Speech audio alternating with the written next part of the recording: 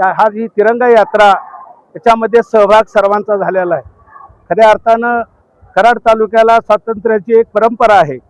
सातारा जिल्हा आणि सांगली जिल्हा हा एकच जिल्हा पूर्वी होता आणि या दृष्टीनं पंतप्रधानांनी जे आव्हान केलेलं आहे त्या आव्हानाला अनुसरून या संपूर्ण कराड तालुक्यातील सर्व विद्यार्थी, नागरिक, स्वातंत्र्य सैनिक ह्या सर्वांचा, महिलांचा, युवतींचा, तरुणांचा सहभाग या ठिकाणी झालेला आहे आणि निश्चितपणे या जिल्ह्याला प्रेरणादायी अशी ही तिरंगा यात्रा निघाल्यामुळं तरुणांच्या मध्ये एक देशप्रेम झाल्याशिवाय राहणार नाही। मी सर्व नागरिकांना या तिरंगा यात्रेच्या 3 दिवसाच्या या संपूर्ण 13, 14 आणि 15 ऑगस्टच्या दिनाच्या निमित्तानं सर्वांना मनापासून हार्दिक शुभेच्छा व्यक्त करतो। धन्यवाद।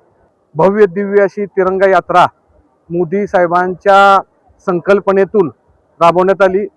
आज ज्या पद्धतीनं या तिरंगा यात्रेमध्ये ज्या पद्धतीनं नागरिक उत्साहामध्ये सहभागी झालेले आहेत, त्याचबरोबर युवक युवती यामध्ये सहभागी झालेले आहेत। मला असं वाटते की येणाऱ्या काळामध्ये राष्ट्रभक्ती हीच प्रथम अशा दृष्टिकोनातून एक प्रकारचं वातावरण हे अखंड देशभर तसंच या कराड तालुक्यामध्ये निर्माण झालेलं आहे। येणाऱ्या काळामध्ये म्हणजे येणाऱ्या 15 ऑगस्टला सर्व राष्ट्रभक्तांनी या आपापल्या घरावर तिरंगा ध्वज फडकवावा अशा पद्धतीनं हर घर तिरंगा ही जी रॅली आज आपण काढले हे एक माध्यम आहे, परंतु प्रत्येक घरावर तिरंगा फडकावा अशा दृष्टिकोनातून हा एक प्रकारचा प्रयत्न असेल। मला असं वाटतं की आजचं हे वातावरण राष्ट्रभक्तिमय झालेलं आहे। इथून पुढच्या काळामध्ये पण अशाच पद्धतीच्या तिरंगा यात्रा असतील, या मोठ्या ताकदीनं कराड शहराबरोबर अन्य ठिकाणी पण निघतील।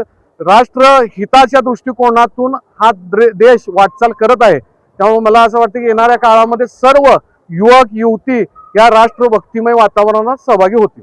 हर घर तिरंगा हर मन तिरंगा या महत्त्वपूर्ण मोहिमेमध्ये सहभाग घेण्यासाठी तिरंगा यात्रा आयोजित करण्यात आलेली आहे।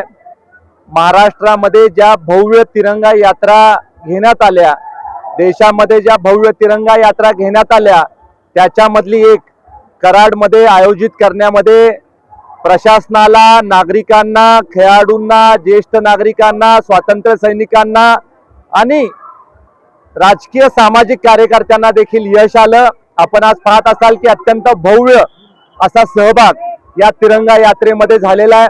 देशाच्या पंतप्रधानांनी जी अपेक्षा केली की सगळ्या जाती धर्माचे, सगळ्या वर्गामधले लोक याच्यामध्ये सहभागी व्हावे आणि देश प्रथम, राष्ट्र प्रथम ही भावना दृढ करण्यासाठीचा प्रयत्न जो देशामध्ये आहे त्याला बळकटी देण्याचा एक प्रयत्न हा कराडमधून होतोय।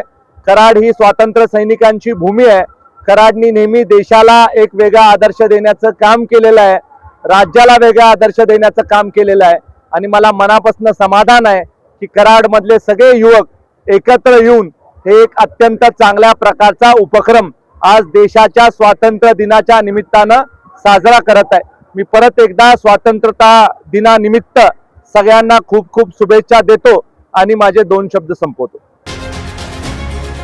KMS न्यूज, स्पंदन मरांचे, नाते आपुलकीचे।